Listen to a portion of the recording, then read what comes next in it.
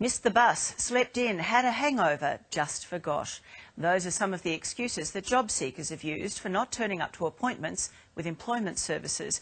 But under new rules, the excuses won't cut it and their welfare payments will be docked. Having 4.5 million missed appointments is totally unacceptable and things simply have to change. It's about to get much grimmer for job seekers. Many are already unhappy with the way the Dole is set up. Our system's just a load of bullshit. Absolute actually. It's really. I mean, it's not how Centrelink should be run.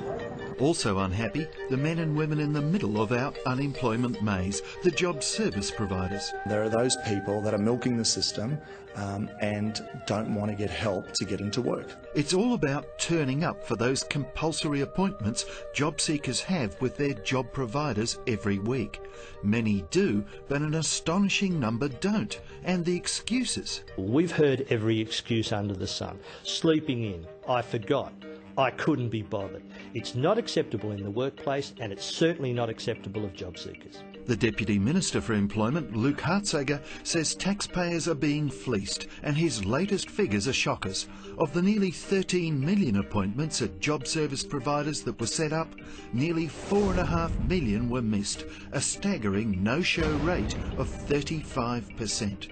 4.5 million missed appointments is providing huge strain on employment service providers, massive amounts of red tape involved in rescheduling those appointments. No argument so far from Australia's 83 job service providers. In Brisbane, Mark Burlees of Sarina Russo's Job Access looks after 25,000 unemployed. The craziest excuse I've actually heard is where one job seeker had a relative, the same relative, pass away multiple times, and that's the reason why they couldn't turn up.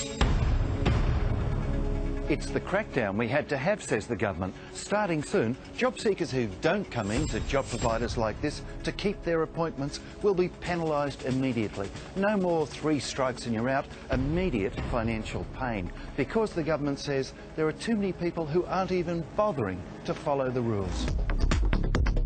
If a job seeker misses an appointment without a valid excuse, their benefits will be suspended and they will lose payments up until the point that they actually attend a rescheduled interview. But just what is a valid excuse? Again, the government's figures are eye-openers. 22.8% of the no-shows say they made a mistake and missed their appointment. 9.4% had a medical issue. 14.9% simply didn't want to go. And 14.4% deny ever knowing they even had an appointment.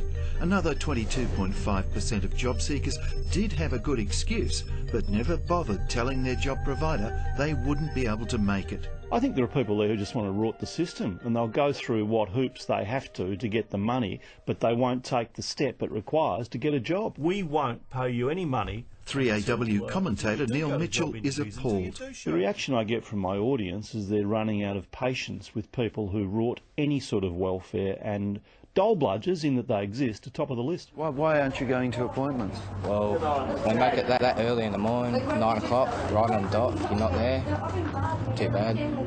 It's not hard finding those who've been penalised under the current easier rules, so the numbers who'll have their Dole cut under the crackdown may be huge. You get penalised your whole entire pay. I've already lost $500 just recently.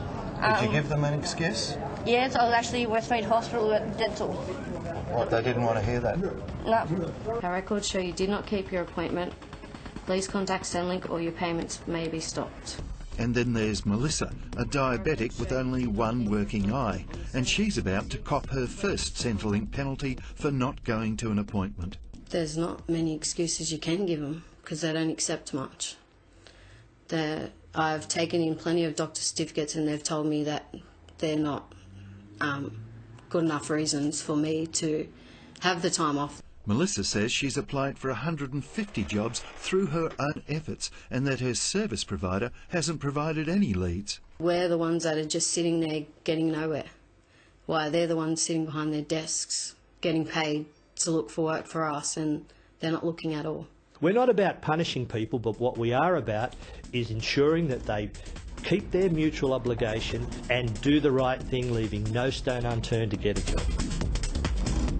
It's about time. If you've got people lying, cheating, tricking their way into getting dole payments, we should catch them, stop them. Well, what do you think? Is the crackdown fair or too harsh? Have your say on our Facebook page and on Twitter.